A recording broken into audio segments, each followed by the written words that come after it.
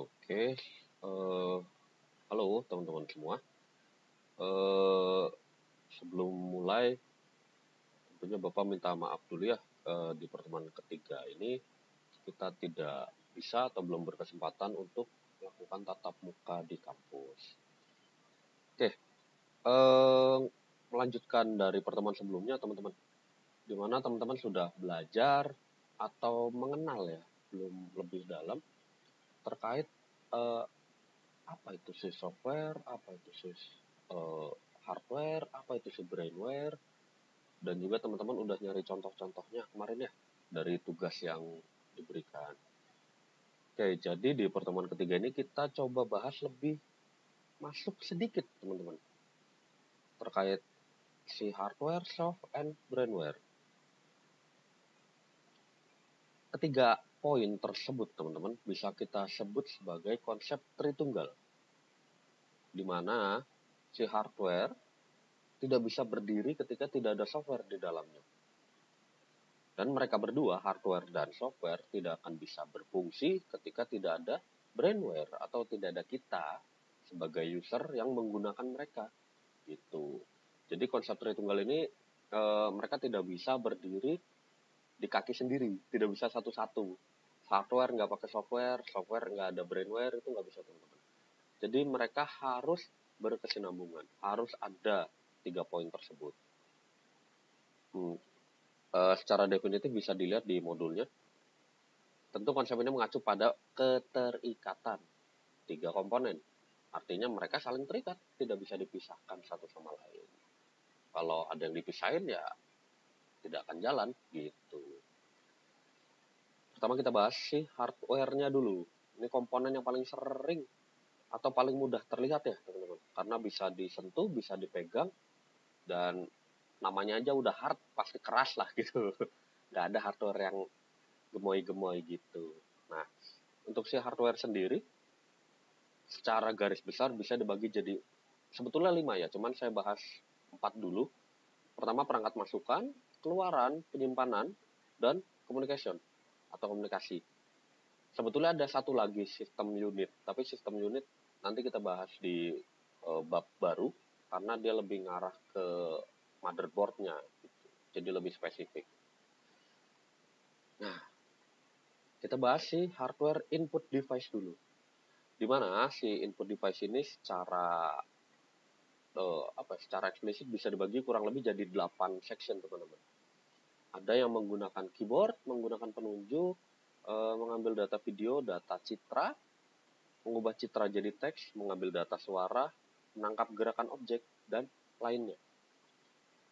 Citra tahu ya teman-teman ya, citra itu suatu gambaran atau suatu visualisasi, suatu ini tinggal kayak foto, kayak video, itu citra gitu.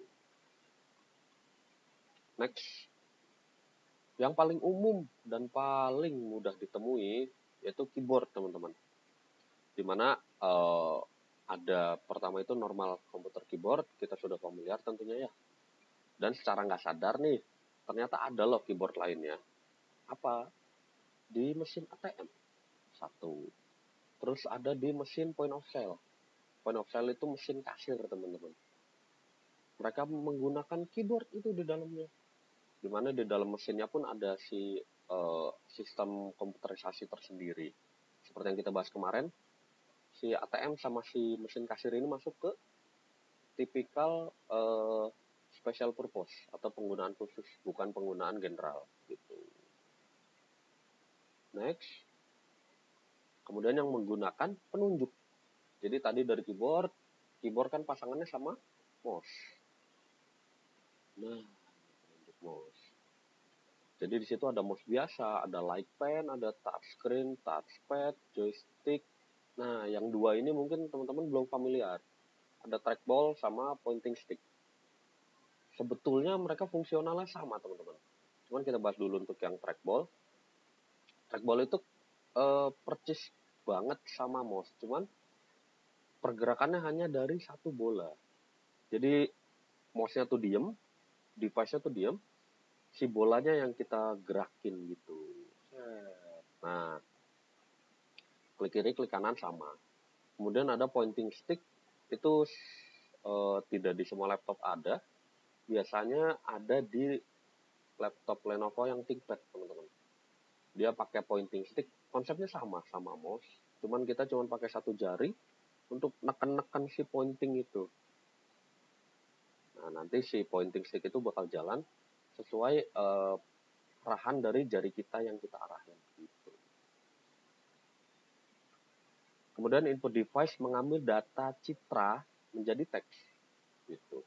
Jadi yang pertama tentunya udah familiar ya teman-teman, ada barcode scanner di tempat-tempat perbelanjaan, di departemen store, di tempat-tempat jual beli, sudah cukup common atau sudah cukup biasa menggunakan barcode scanner. Di mana barcode scanner itu kalau di scan isinya jadi teks, teman-teman. Jadi ada digit series gitu, nanti yang merujuk ke kode barang yang tertempel si barcode itu. Jadi begitu tutut, nah itu nanti di sistemnya tuh keluar kode ID sama identifikasi barangnya apa. Kemudian ada magnetic ink character recognition, pengenalan dari tinta magnetiknya, teman-teman. Ini buat ngecek keaslian dari suatu cek bank itu yang buat nyairin uang. Itu biasanya kalau maunya cukup besar, jadi kita pakai cek. Ini untuk mengecek keaslian dari si cek tersebut. Kemudian ada optical character. Ini cukup unik, teman-teman. Jadi kayak satu pulpen aja. Dia tuh ngebaca kayak scan gitu, kita yang ngarahin. Nanti si teks yang dibaca itu bisa convert jadi teks yang edible atau bisa diedit begitu. Nah, kemudian yang terakhir ada optical map karakter. Teman-teman yang sebelum COVID mungkin ya, yang ngalamin ujian nasional sebelum COVID, pasti ngalamin ngebulet-buletin lembar jawaban. Nah, lembar jawaban itu diidentifikasinya oleh mesin ini, teman-teman, optical map karakter. Jadi posisi karakternya dikenali dan diubah menjadi suatu data yang bisa diedit di komputer. Jadi ngeceknya nggak satu-satu dicontreng. Next. Nah, kalau tadi kan input device dari citra menjadi teks. Kalau sekarang cuma citranya aja, teman-teman. Kayak pertama nih, contoh aktualnya ada sidik jari. Itu jadi ketika kita register sidik jari, ya yang kesimpan sidik jari kita, teman-teman. Jadi formasi dari si sidik jarinya ini yang kesimpan berupa gambar atau apapun nanti yang bisa jadi identifikasi gitu. Bisa untuk absensi, bisa untuk akses kontrol masuk perusahaan dan lain-lain. Kemudian scanner, foto, digital kamera udah lumrah ya, udah familiar. Nah, yang terakhir ini cukup jarang ditemukan, teman-teman. Ini mirip-mirip sama finger, sama sidik jari, cuman pengenalannya bukan dari bagian tubuh lain, tapi dari mata. Jadi dia mengenali retina kita, karena retina kita juga unik, mirip-mirip sama jari. Jadi jari kita sama jari orang sangat berbeda. Begitupun retina. Nah, karena itu diciptakanlah sebuah alat untuk mengenali retina kita tersebut. Kemudian setelah dari gambar, citra, kita maju lagi ke mengambil data suara. Yang pertama tentunya udah tahu ya, ada mikrofon, udah standar. Nah, terus yang kedua yang ada orang ngomong itu, teman-teman mungkin pernah nyoba Google Speech atau Google Voice. Namanya apa ya? Jadi perangkat yang mengenali suara kita, kemudian bisa diubah menjadi suatu perintah atau tindakan lainnya. Gitu. Jadi inputannya itu suara. Kemudian ada touch tone. Touch tone itu teman-teman kalau dengar di handphone atau di telepon biasa, itu kalau mencet nomor kan ada suaranya gitu ya, ada. Nah, itu nomor-nomor tersebut memiliki tone yang berbeda-beda, teman-teman. Misalkan kita mau beli pulsa nih, ada tahap-tahapnya kan, tekan 1, tekan 4, tekan 7. Nah, si sistem di sana, di providernya itu, ngebaca suara yang kita pencet. Oh, dia mencet 1 nih. Jadi 1 itu artinya perintah beli pulsa. gitu. Jadi yang ke record itu sih suaranya.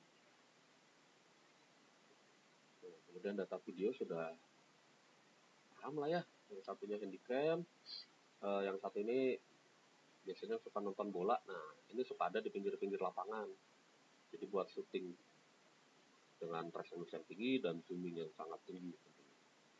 Atau kalau nggak di lapangan bola itu biasanya ada di syuting ada di reporter lalu lintas jalan atau di studio untuk syutingan. Nah, pakainya kamera-kamera seperti ini.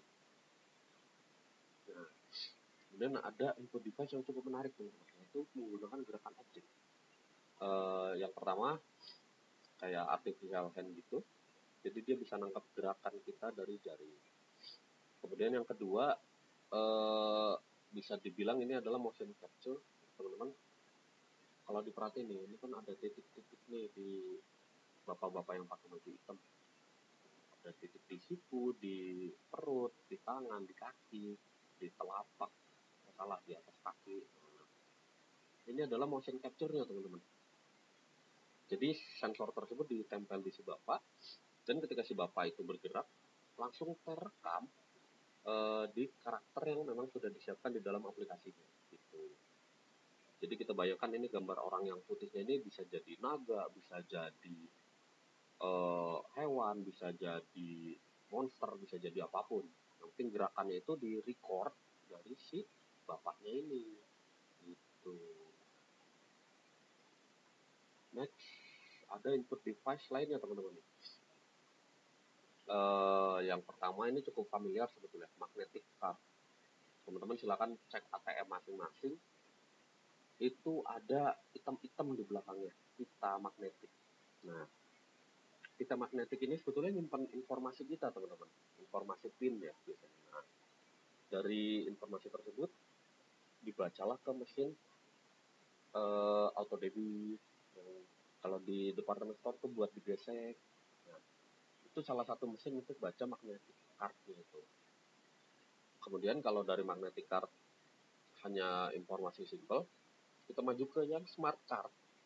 Teman-teman ada yang tahu NFC atau di handphone ada NFC, itu dia bisa baca e-tol, bisa baca KTP dan lain-lain, kartu yang sudah berbasisnya chip, teman-teman. Jadi kalau yang magnetic card itu base-nya pita magnetik, tapi kalau yang smart card ini base-nya adalah chip. Jadi di dalam kartunya ditanemin chip yang ada informasinya. Kemudian yang atas ada termometer digital. Dia untuk ngecek suhu ya, tentunya termometer. Jadi yang batang kecilnya ini bisa dimasukin atau bisa diemin di ruangan, nanti bisa kedeteksi. Next, ada tadi input, sekarang ada storage, teman-teman, penyimpanan, storage device. Mungkin udah familiar ya, ada CD, ada hard disk, ada SSD, ada hard disk. Nah, untuk teman-teman yang kemarin ada yang nanya tuh hard disk itu kayak apa sih? Nah, ini dalamnya, teman-teman. Sesuai namanya hard disk drive. Hard disk. Disk, bulat-bulat, perak. Nah, itu namanya disk. Dan keras tentunya, hard disk. Nah, ini si disk ini nanti muter, terus ada kayak lengannya gitu. Cet, itu buat write sesuatu data di situ. Kalau yang SSD udah nggak pakai, tapi udah mirip-mirip sama flash disk dalamnya. Jadi dia udah solid state gitu. Yang kemudian communication device,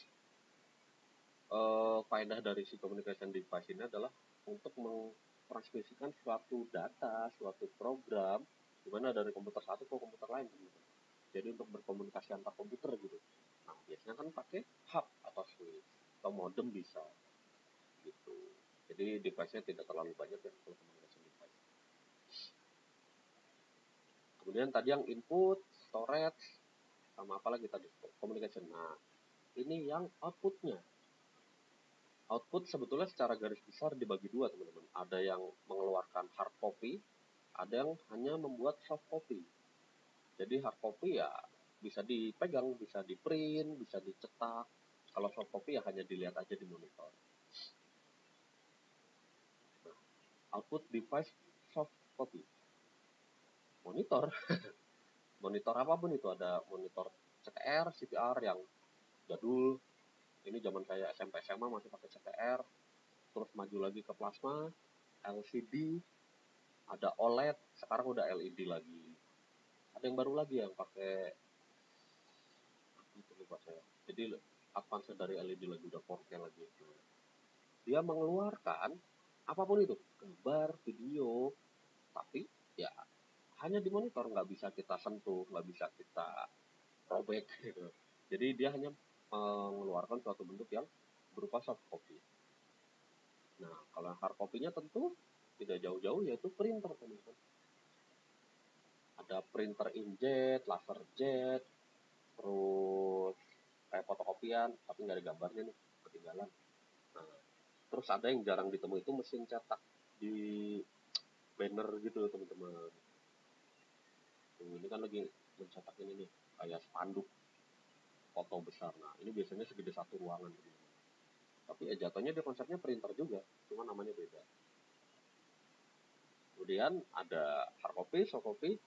Satu lagi ada yang perlu dikeluarkan, yaitu suara. Gitu. Suara tentunya teman-teman pasti udah paham, ada speaker, ada headset, ada headphone, ada earphone, dan kawan-kawannya. Jadi intinya dibagi 3 jadi ya harusnya ya. Hard copy, soft copy, dan suara. Suara itu variabel lain gitu.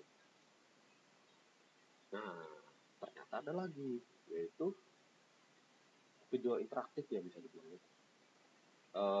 Yang pertama yaitu proyektor atau kita biasa sebut infox, dimana bisa menampilkan salinan citra dari komputer yang terhubung. Soft copy juga ya sebetulnya, cuman dia lebih ke interaktif manusianya. Nah, kemudian ada yang benar-benar bisa interaktif board, teman-teman.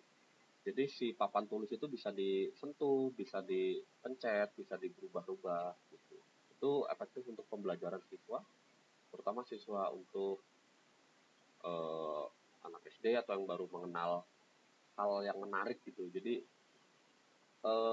simulasi pelajarannya lebih dapat. Gitu. Cukup tentang hardware, kita masuk ke software. Software bisa dibagi menjadi beberapa hal, teman-teman. Ada sistem operasi yang wajib harus dimiliki, ada software program, utility, dan bahasa pemrograman. Software, simple kan?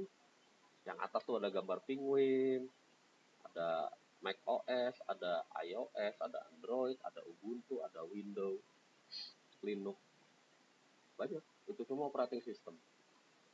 Jadi operating system itu seperti software yang apa ya bahasa awamnya ya. Jadi dia memang harus ada di setiap komputer ya teman-teman. Jadi dia kayak home base-nya dari program-program aplikasi lainnya teman-teman. Jadi si hardware kosongan dimasukin software OS, barulah dia bisa beroperasi setengahnya. Kemudian si operating system itu kan nggak ada apa-apanya dalamnya. Kita nggak bisa berbuat sesuatu di situ. Paling cuma bisa CMD dan standar dasar. Barulah dimasukkan Microsoft Office. Barulah dimasukkan Mozilla, dimasukkan Google Chrome. Itu aplikasi program. Kemudian lebih advance-nya lagi ada untuk bahasa pengkodingan atau bahasa pemrograman. Jadi kurang lebih bisa dibagi menjadi 3 lah ya. Jadi operating system yang wajib ada, kemudian aplikasi program sesuai kebutuhan. Kalau nggak butuh internet ya nggak usah install Google Chrome gitu. Atau kalau tidak butuh ngedit foto ya tidak usah Adobe Photoshop, tapi ya secukupnya saja bisa dipilih. Kemudian advance-nya yaitu untuk programming atau web developer, application developer, dan lain-lain. Simpel kan software?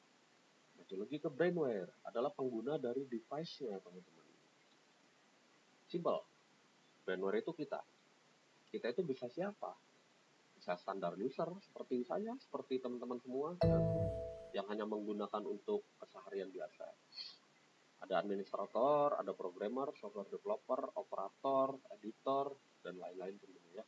Jadi konsepnya kita semua yang menggunakan device komputer adalah brainware. Begitu teman-teman. Terus, wah udah mau selesai. Nah, kalau gitu bisa ditarik kesimpulan ini mirip sama tugas teman-teman kan ya kemarin ya. Ada hardware, software, dan brainware. Dan ternyata banyak loh device-nya hardware, device-nya software, apalagi program aplikasi itu sangat amat banyak teman-teman. Gitu. Dan juga untuk si brainware tidak terbatas hanya ke tukang ketik gitu. Jadi ada developer, ada editor, administrator, programmer, dan lain-lain. Jadi di pertemuan ketiga kali ini Bapak pengen ngajak teman-teman nih merefleksikan dari tugas yang sudah dikerjakan, ternyata banyak kan device-nya gitu loh. Dan kita masih belum mengetahui semua hal itu. Karena itu ayo kita belajar bareng-bareng, kita sharing bersama nanti ke depannya, kita bahas lebih dalam terkait komputer ini. Dan di next pertemuan kita coba bahas ke sistem unit. Oke, kalau begitu untuk mata kuliah pengenalan teknologi informasi pertemuan ketiga bulan September kita sudahi dulu. Semoga apa yang diberikan bisa menjadi manfaat dan bisa berguna bagi kehidupan teman-teman semua. Oke, selamat pagi. Terima kasih.